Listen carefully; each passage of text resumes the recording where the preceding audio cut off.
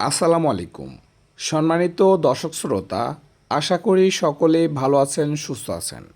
দর্শক বন্ধুরা, আমাদের আজকের এই ভিডিওতে আপনাকে স্বাগতম। সম্মানিত দর্শক শ্রোতা, প্রিয় ধান চাষি ভাইরা, আমাদের আজকের এই ভিডিওতে আলোচনা করব আমন মৌসুমে চাষ করার জন্য বন্যা সহনশীল 5টি ধানের জাত সম্পর্কে। দর্শক বন্ধুরা, সেই সাথে বিস্তারিতভাবে জানানোর চেষ্টা করব কোন জাতটি কতদিন পানির নিচে টিকে থাকতে পারে এবং এই জাতগুলোর হেক্টর প্রতি গড় ফলন এবং কোন জাতটির জীবনকাল কতদিন এবং আরও কিছু বাহ্যিক বৈশিষ্ট্যসহ বিস্তারিতভাবে আলোচনা করার চেষ্টা করব। দর্শক, আর কথা না বাড়িয়ে চলুন বিস্তারিতভাবে আলোচনা শুরু করা যাক।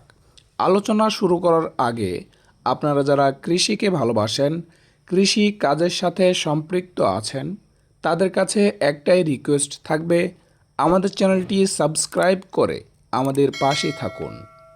আমাদের বাংলাদেশ নদীমাতৃক দেশ। আমাদের এ দেশে মোটামুটি কয়েক হাজার হাওর ও বাওর রয়েছে এবং সেই সাথে দেশের বিভিন্ন অঞ্চলে নিচু কৃষি জমি রয়েছে। সেই সাথে আমাদের এই ছোট্ট দেশটি দুর্যোগপ্রবণ হওয়ার কারণে বিভিন্ন অঞ্চলের কৃষি জমিতে বন্যা হয়ে থাকে। এ সকল অঞ্চলগুলোতে স্বাভাবিক জাতের ধান চাষ করা একেবারেই দুষ্কর হয়ে পড়ে। সেজন্য আমন মৌসুমে চাষ করার জন্য বেশ কয়েকটি বন্যা সহনশীল জাত রয়েছে। সেই জাতগুলোকে সাবমার্জেন্স টলারেন্ট জাত বলে।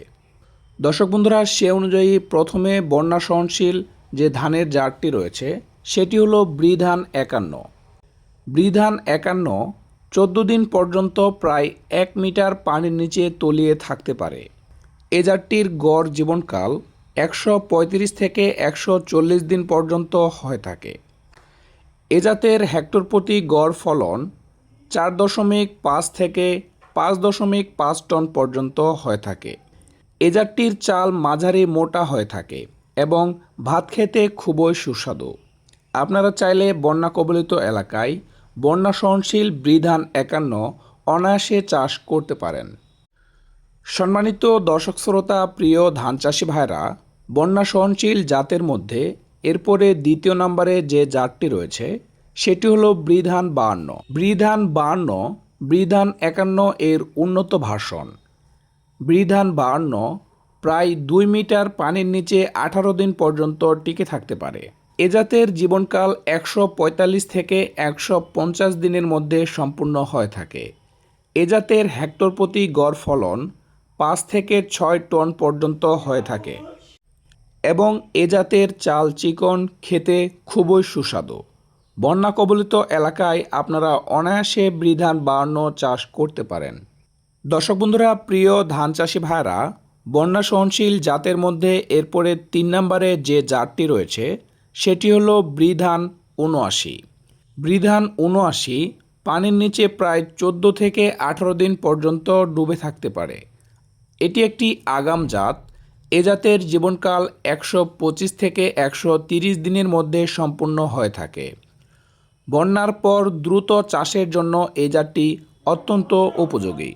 বৃধান 79 হেক্টর প্রতি গড় ফলন 5 থেকে 5.5 টন পর্যন্ত হয়ে থাকে এবং এ জাতটির চাল খুবই চিকন এবং আপনারা চাইলে অনায়াসে বন্যা কবলিত এলাকায় এ জাতটি চাষ করতে পারেন। দর্শক বন্ধুরা, প্রিয় ধান চাষি ভাইরা, বন্যা সহনশীল জাতের মধ্যে এরপরে 4 নম্বরে যে জাতটি রয়েছে সেটি হলো বৃধান 89। হাওর এলাকায় চাষাবাদ করার জন্য এ জাতটি খুবই উপযোগী। এ জাতটি প্রায় 1 থেকে 1.5 মিটার পানিতে 14 দিন পর্যন্ত টিকে থাকতে পারে। এ জাতের জীবনকাল 140 থেকে 145 দিনের মধ্যে সম্পূর্ণ হয়ে থাকে। এ জাতের কাণ্ড লম্বা, পানি বাড়ার সাথে সাথে গাছও লম্বা হয়ে থাকে। এ জাতের হেক্টর প্রতি গড় ফলন 4.5 থেকে 5 টন পর্যন্ত হয়ে থাকে। আপনারা চাইলে সহজেই হাওর এবং বন্যা কবলিত এলাকায় এ জাতটি চাষ করতে পারেন। দর্শক বন্ধুরা, প্রিয় ধান চাষি ভাইরা, বন্যা সহনশীল জাতের মধ্যে সবচেয়ে শেষে অর্থাৎ 5 নম্বরের যে জাতটি রয়েছে সেটি হলো স্বর্ণা সাব 1। আন্তর্জাতিক ধান গবেষণা ইনস্টিটিউট IRRI এর একটি জাত। এই জাতটি পানির নিচে প্রায় 14 দিন পর্যন্ত টিকে থাকতে পারে। এ জাতের জীবনকাল 140 থেকে 145 দিনের মধ্যে সম্পূর্ণ হয়ে থাকে। এ জাতের হেক্টর প্রতি গড় ফলন 5 থেকে 5.5 টন পর্যন্ত হয়ে থাকে। এ জাতের চাল মাঝারি মোটা এবং ভাত ঝরঝরে ও খেতে খুবই সুস্বাদু। দর্শক বন্ধুরা, আপনারা চাইলে অনায়াসে বন্যা কবলিত এলাকায় এ সকল জাতগুলো চাষ করতে পারেন। সম্মানিত দর্শক শ্রোতা, প্রিয় ধান চাষি ভাইরা, এ সকল জাত চাষ করার কিছু টিপস রয়েছে। যেমন বীজতলায় চারা 25 থেকে 30 দিনের বেশি রাখবেন না। চারার বয়স বেশি হয়ে গেলে এটি ডুবো অর্থাৎ পানির নিচে বেশি দিন টিকে থাকতে পারে না।